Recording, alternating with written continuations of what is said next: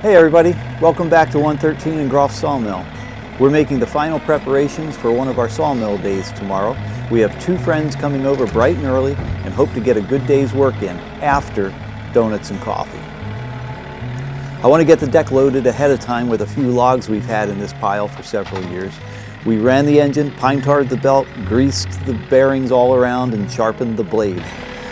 I'm putting together another video to give a bit of a tour and explanation of the mill itself. I'll go over any issues that came up on this sawmill day and what I did to correct for them. You'll notice some unusual aspects to this mill while you're watching the video that I'll explain in the next video. Much of this mill is from a pre-1911 Frick Aut-1 sawmill, but we've made some improvements and Joy's dad made some changes as well before we started to restore it. But this video is just a fun day at the mill with friends to see how much trouble we can get into. With a mill that's over 100 years old, there's always something that needs attention while you're running it, and we haven't been running it very consistently, so I'm hoping for the best, but preparing for the worst. Now for the fun. Unfortunately, I've had one very large red oak on the deck all summer that needs to be milled just to get it out of the way. Jack and I are adjusting the head blocks to the length of the log. It's one of the largest logs we've milled, so this could be a bit of a challenge. But Dave and Jack wanted the experience of running the mill, and the first challenge is getting the log onto the carriage safely and without damage to the head blocks. So I decided to wait for the guys to get here to help load the log onto the carriage.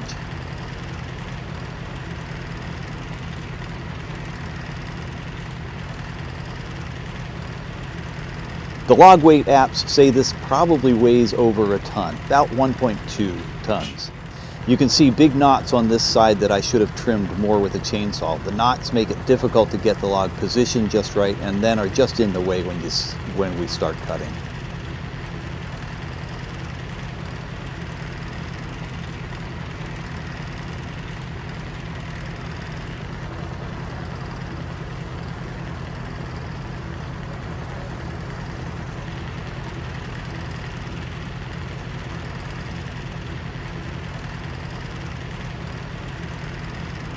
The wood surrounding these knots is the hardest on the tree, and cutting them is proving really tough.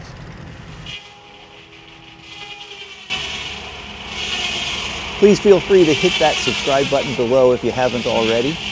We love getting feedback. Hit the like button, send us your comments.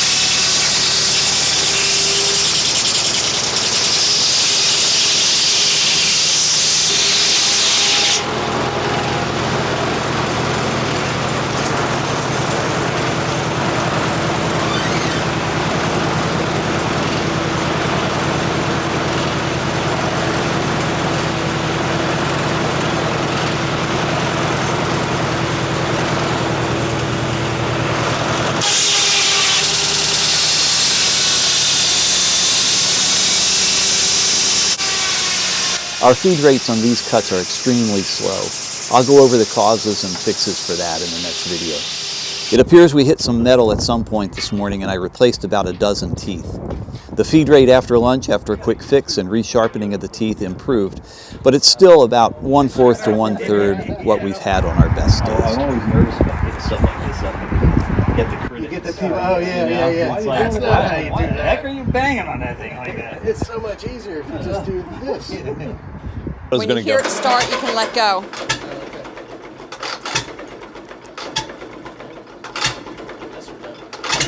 Hey.